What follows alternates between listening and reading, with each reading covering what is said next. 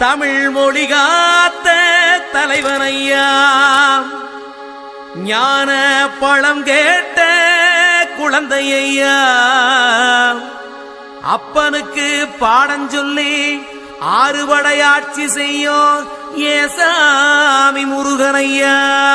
வெற்றிவேல் முருகனுக்கு.